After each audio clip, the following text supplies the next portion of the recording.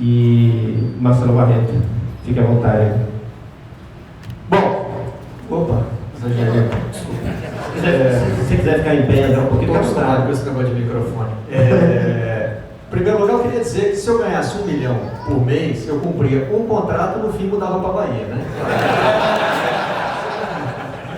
Mas queria aproveitar isso para dizer que antes de falar do Bahia, eu gostaria de falar da Bahia, que para mim é um lugar muito querido. É um lugar que eu e minha família escolhemos para passar as férias. Eu sei que é um lugar onde vocês vivem e trabalham, né? Então, não é só um lugar para se passar férias. Muitas vezes, como no episódio de peixe, né, que nós vivemos lá no dia da inauguração do CT, tem aquele estereótipo, né, que nós de outros lugares do Brasil muitas vezes temos sobre a Bahia, que é um lugar onde as coisas demoram, onde o tempo é relativo. Mas eu sempre volto da Bahia pensando que o Brasil é que devia se parecer mais com a Bahia, não a Bahia devia se parecer mais com o resto do Brasil. Daqui a gente leva sempre muita coisa boa, muito acolhimento, muito carinho, um jeito muito especial de ver e de viver a vida. Acho importante registrar também o fato de estar participando aqui de um evento que foi aberto por uma mulher e está sentado ao lado de um colega jornalista negro. Eu acho que é mais um exemplo do que o Bahia faz hoje em termos de inclusão, embora esse não seja um evento oficial do clube, né? Mas eu acho que representa toda essa filosofia. Essa é uma falha que eu identifico não só de dentro para fora, mas também de fora para dentro. Já fiz essa crítica ao programa que eu apresento. Eu sou também o editor-chefe do Redação Sport TV e acho que nós precisamos ter mais comentaristas mulheres, mais comentaristas negros. Esse é um esforço que a gente tem feito já, principalmente nesse último ano. Acho que a gente fez um esforço importante aí nesse sentido. Com relação a estar aqui, eu acho importante fazer 2 disclaimers, né? A primeira pergunta que eu fiz ao Jatobá, quando eu ainda o chamava de Alexandre, a gente tinha se apresentado só pelo WhatsApp, né? E aqui eu descobri que tem que chamar de Jatobá, senão ninguém sabe quem é esse tal de Alexandre. Mas todo mundo sabe quem é o Jatobá, é uma coisa impressionante. O que eu disse foi o seguinte: olha, se for um evento de torcida organizada, infelizmente eu não posso participar. E eu digo infelizmente em 2 sentidos. Infelizmente porque é uma restrição que eu tenho, uma restrição da minha empresa não permitiria que eu participasse. E infelizmente porque eu não gostaria que a torcida organizada fosse o que ela passou a representar. Eu já fui xingado por muitos integrantes de torcidas organizadas, pelo Twitter, pelas redes sociais, por posições que eu tomei no programa, porque viram em mim um inimigo da torcida organizada. E eu sou um inimigo, na verdade, da distorção do papel que a torcida organizada deveria ter e que se generalizou por todo o Brasil, né? Torcidas organizadas se transformaram em instrumentos de negociação de poder. Elas passaram a estar muito mais voltadas para elas mesmas como instituições do que para o clube que elas teoricamente representam e defendem. Então eu acho que houve muita coisa perdida nesse caminho. Não gosto de fazer generalizações, eu não posso falar que todas as torcidas organizadas são iguais, mas a gente identifica um fenômeno que é muito bem resumido pelo professor Maurício Murad, que é um sociólogo, estudioso da violência no futebol, e que diz o seguinte: menos de 10% dos integrantes registrados em torcidas organizadas se envolvem em atos de violência. Por outro lado, 100% dos atos de violência em estádios de futebol são provocados por integrantes de torcidas organizadas. Então, tem alguma coisa, né? Entre esses 10% e esses 100% tem alguma coisa que se perdeu. Eu acho que eu quero chegar mais tarde no que representa esse movimento de torcedores que está sendo feito aqui e que eu agradeço por ter me convidado para estar participando. Mas antes eu preciso fazer outro disclaimer, né? Eu estou aqui como jornalista, preciso manter a minha posição de neutralidade, então não posso me comprometer no decorrer do evento a falar sempre triunfo em vez do sinônimo que você não gosta de Quando você falar aquele nome, eu tenho certeza que ninguém vai gritar de lá. Você vai me corrigir. Porque o jornalista, embora ele tenha uma afiliação clubística, né? É uma coisa meio ridícula achar que a gente é filho de chocadeira e passa a gostar de futebol sem ter gostado de um clube antes. Ninguém gosta de futebol antes de gostar de um clube. Você gosta de um clube primeiro e do futebol depois, né? A ligação é nessa direção. Eu tenho meu clube, não revelo publicamente por questões que não são necessariamente contratuais, a gente não assina isso, mas existe um acordo tácito, que infelizmente não é escolha nossa. Eu acho que foi uma decisão conjunta tomada pelo que se tornou o ambiente do futebol, né? Se tornou um ambiente violento, principalmente os nossos colegas que frequentam estádios, muitas vezes são intimidados por essa questão de clubismo. Gostaria de viver num mundo diferente, onde todo mundo se declarasse torcedor. Eu gostaria de viver num mundo em que juiz de futebol pudesse dizer para que time torce e que fosse escalado para apitar o jogo daquele time. Seria aprovado. A partir daí você avalia a atuação dele, né? Mas a gente parte sempre da desconfiança primeiro. Em vez de partir da confiança no trabalho do cara, a gente parte da desconfiança. Infelizmente é assim, né? Eu não tive nenhum problema em aceitar um convite feito por torcedores do Bahia, no evento que vai falar do Bahia, mas enfim, eu como jornalista tem que ter um olhar aberto. Até tem um caso muito interessante que eu gosto de lembrar, que curiosamente envolve o Bahia de 88, né? Dois amigos meus, um deles o que gostava de contar o caso, infelizmente nós perdemos, é o Paulo Júlio Cleman, um dos falecidos no trágico acidente do avião da Chapecoense, e o outro eu não vou dizer porque ele não me autorizou, mas enfim, os dois estavam aqui representando o Jornal do Brasil. Entraram no primeiro táxi e esse outro, meu grande amigo também, virou-se para o motorista e disse: a imprensa carioca está com o Bahia. Não Bahia, assim, né? E aí o motorista gostou, né? Tratou bem e tal. E aí ele falou: pode ser. Aí ele falou: essa receita está certa, né? Todo táxi que ele passou a entrar dizia: a imprensa carioca está com o Bahia. Lá pelas tantas ele entrou no, o motorista virou para trás e disse: foda-se, eu sou Vitória. Tem que ter sempre. A gente tem que ter sempre a noção e a consciência de que o jornalista fala para todo mundo, né? Eu sei que esse público aqui hoje é o público do Bahia, mas eu não posso perder o meu compromisso de falar para a comunidade do futebol, na qual eu acho que hoje o Bahia, especificamente, tem um papel histórico muito importante, que ainda está se desenvolvendo, né? A história, a gente precisa esperar passar um pouco para poder avaliar, né? Até uma vez perguntaram para um ministro chinês o que ele achava da Revolução Francesa, ele falou: cedo demais para saber. A perspectiva histórica é isso, né? Mas o que vocês chamam aqui de democratização tricolor, eu acho que é um processo que vai ter um peso importante dentro do futebol brasileiro. Eu acho que não só no Bahia. Esse é um movimento que começa a questionar algo que me parece muito importante na essência do futebol brasileiro. Nós vivemos uma contradição interessante aqui no Brasil. Nós queremos defender as nossas coisas, nós queremos defender o nosso futebol, nós queremos mais povo no estádio, nós queremos que o torcedor de baixo poder aquisitivo tenha acesso ao estádio de futebol. Nós temos várias ambições que são bem autóctones, assim, são bem ligadas ao que é o Brasil, né? Mas nós queremos que aqui seja a Europa, né? Nós com tudo isso queremos que o futebol brasileiro seja igual ao futebol europeu, para o qual a gente olha com admiração, com respeito e até com um pouco de inveja. Isso me parece uma contradição em termos, né? Eu às vezes brinco com meus amigos, eu falo assim: vocês querem ingresso a R$1 e contratar o Cristiano Ronaldo, é isso mesmo? Né? Me explica como é que fecha essa conta. O futebol europeu que a gente tanto admira, e com razão, né? Porque a gente vê os jogos da Premier League, da Champions League, e são jogos de altíssimo nível. Os melhores jogadores do mundo, inclusive os brasileiros, estão na Europa. Mas no modelo de futebol, que tem várias coisas que a gente não quer ver aqui. Né? Primeiro que é o modelo concentrador, o modelo que se espalhou pelo futebol mundial, que se consolidou no futebol europeu, é o modelo de concentração. Tem até um livro chamado Soccernomics, que eu costumo citar muito, que é um livro que aplica fórmulas matemáticas ao futebol, que mostra, olha, todo mundo diz que a concentração no futebol é ruim.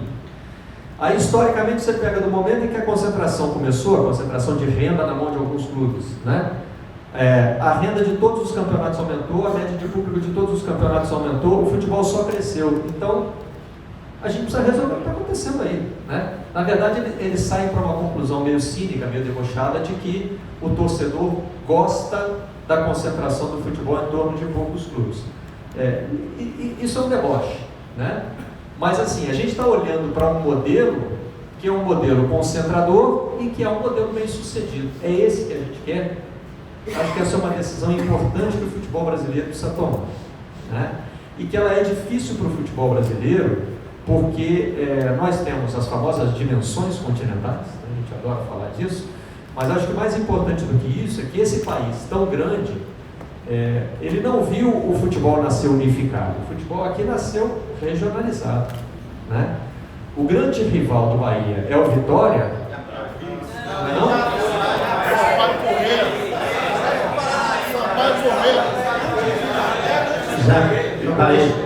Já não é mais. Deixa eu reformar. O rival histórico do Bahia é o Vitória. Embora o Bahia hoje tenha outras pretensões. Segundo o ex-presidente Marcelo Santana, é a praia. Não só porque são times da mesma cidade, mas porque durante muitos anos eles disputaram um contra o outro, né? E como o Elton estava me dizendo aqui numa aula sobre futebol baiano há pouquinho, antes da gente entrar, também com o Ipiranga lá no começo, né? Disputaram o título que havia naquela época para ser disputado, que era o título de campeão baiano, né? Não existia futebol brasileiro para o Bahia, né? Tanto que o Bahia passa a ser considerado campeão brasileiro de 1959 num ato posterior da CBF. É lógico que o orgulho não muda em nada, né, gente? Para mim, essas coisas todas, eu acho até curioso, né? Porque a gente mete o pau na CBF, mete o pau na FIFA e depois fica brigando para dizer, não, a FIFA reconheceu meu título mundial, a CBF reconheceu meu título brasileiro, levantou a taça, deu a volta olímpica, o torcedor que viu, sentiu aquela emoção, não precisa de ter nada assinado no papel para saber se o título valeu, né? Mas em 59, o futebol não era nacional, o futebol era regional. Em 59, não estou falando de 59 porque é o ano do título do Bahia, mas a gente pode avançar até os anos 80, quando o campeonato estadual levava 6 meses para ser disputado. E nos outros 6 meses fazia um catado ali de todo mundo e jogava alguma coisa que se chamava de Campeonato Brasileiro a partir de 1971, né? O que isso faz? Isso faz com que clubes como o Bahia, e a gente vai poder citar outros exemplos em outros estados do Brasil, você vai poder falar do Sport Recife, do Atlético Paranaense e os seus rivais imediatos, né? O Sport Náutico Santa Cruz, o Atlético e o Coritiba, né? Esses clubes, o universo deles é o Estado, né? Quando se nacionaliza o futebol, aí vai entrar outro peso, outro fiel nessa balança, né? Que é o fator econômico, financeiro, e aí os clubes do Sudeste, principalmente os clubes de São Paulo, né? No caso do futebol, a gente tem também uma presença forte de clubes de Minas e do Rio Grande do Sul, na verdade dos clubes de Belo Horizonte e Porto Alegre, né? De grandes regiões metropolitanas. Esses clubes vão ter um peso muito maior dentro do futebol brasileiro. Sempre me pareceu que para essa migração do regional para o nacional, o modelo mais adequado não é o modelo tradicional do futebol, principalmente do futebol europeu. Por quê? O futebol europeu é assim, futebol inglês, quanto tempo você leva para atravessar a Inglaterra de carro? Eu morei lá, mas nunca fiz isso, mas é menos tempo que você leva para atravessar a Bahia de carro, né? Outro dia eu escrevi uma coluna que eu andei 10 horas de carro pelo interior de Minas sem passar por nenhum lugar que tivesse um time na Série A do Campeonato Mineiro. O campeonato inglês, ele tem aquele universo aí do futebol inglês. Ele tem pequenas ligas regionais, mas muito regionalizadas mesmo. Se criou, na verdade, quando se cria a regra do futebol, está se criando a Federação Inglesa e o Campeonato Inglês, né? Em 1863. Porque cada lugar se jogava de um jeito, eles se juntaram num pub lá em Londres, tomaram umas e outras e decidiram, não pode carregar a bola com a mão e tal, então nós vamos jogar, mas isso era para fazer um campeonato, isso não era para inventar o futebol já estava sendo jogado. No Brasil a gente está juntando regiões muito grandes em algo que a gente chama de nacional. Sempre me pareceu que o modelo ideal para isso deveria ser o modelo americano. Um modelo que você tem, por exemplo, no futebol americano, no beisebol, mais especificamente, acho que é o que eu acompanho mais de perto, na NBA. Né? Na NBA, você pode ter o LeBron James jogando em Cleveland, um lugar de importância econômica muito pequena dentro dos Estados Unidos. Né? Então, o título vai variar. O time de Nova York não ganha desde os anos 70. Não foi esse o universo que a gente construiu aqui no Brasil. Né? A gente construiu um universo que é centralizado, né? Que é dominado pelos clubes de maior poder econômico, que ficou muito voltado para o sul e o sudeste do Brasil. Né? Que papel o Bahia vai ter nisso? Me parece que esse movimento de democratização do Bahia, ele pode lançar um questionamento muito profundo no futebol brasileiro sobre o que a gente quer dos nossos clubes.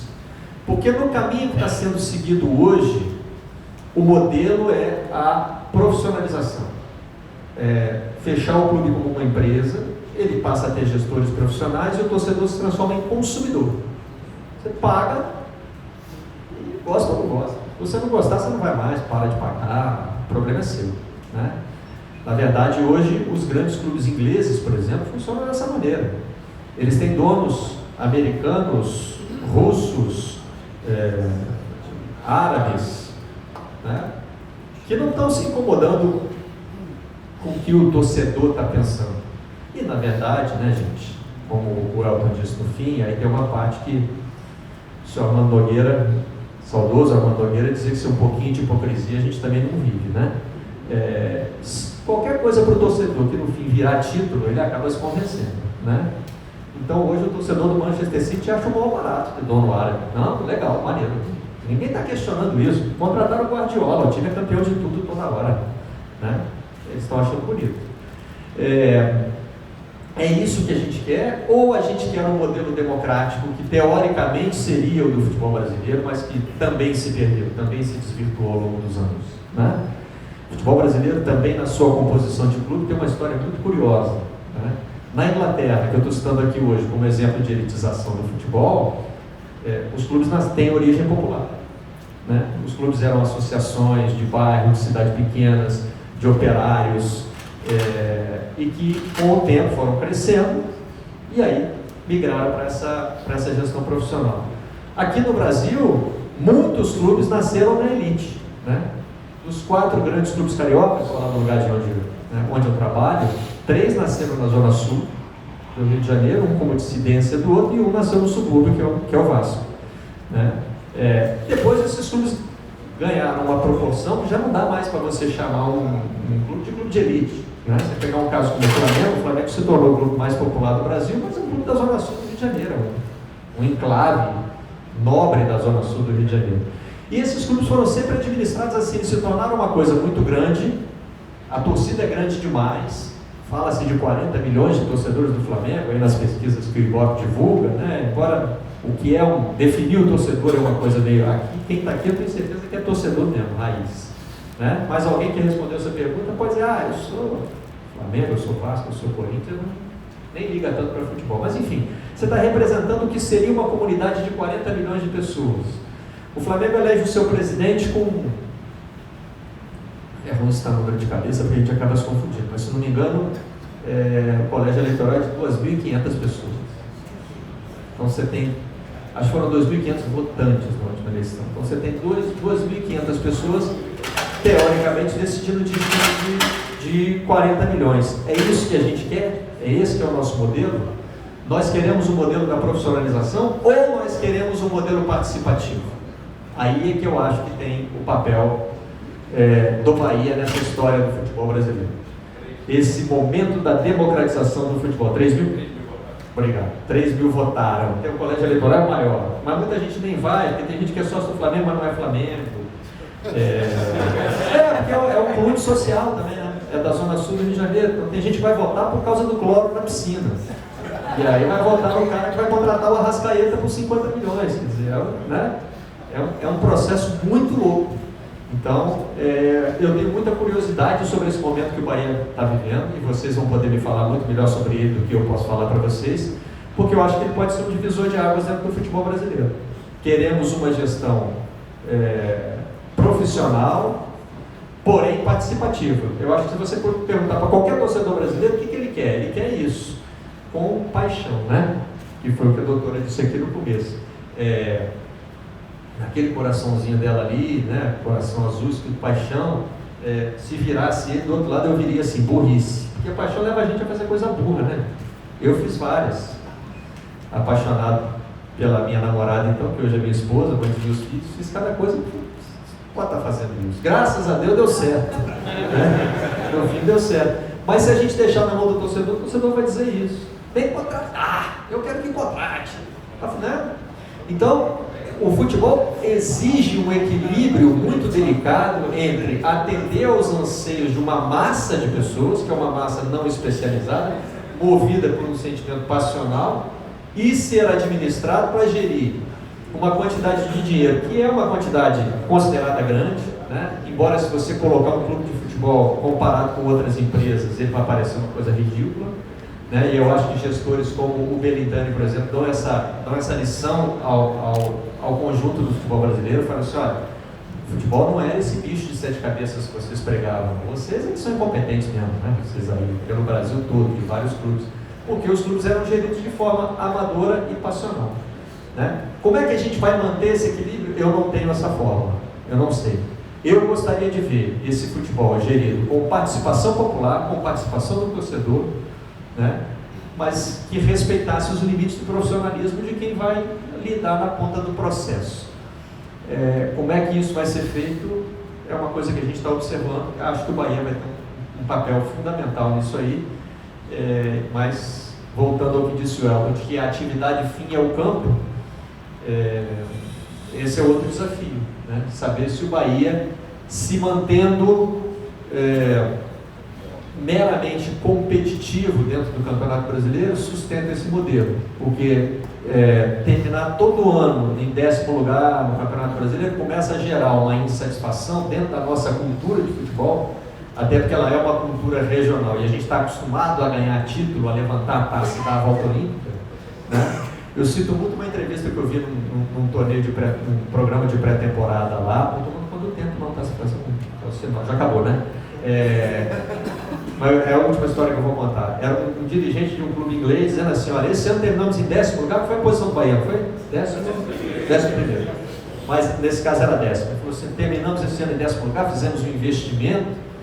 E aí eu, como brasileiro, já me preparando para ouvir dizer, não, vamos mudar tudo no ano que vem, vamos ser campeão de tudo, né, da porra toda. Aí ele disse assim, fizemos aqui um investimento, um planejamento, talvez este ano consigamos chegar ao 8º lugar. Eu falei, no Brasil está demitido no fim da frase. Acabou de falar isso.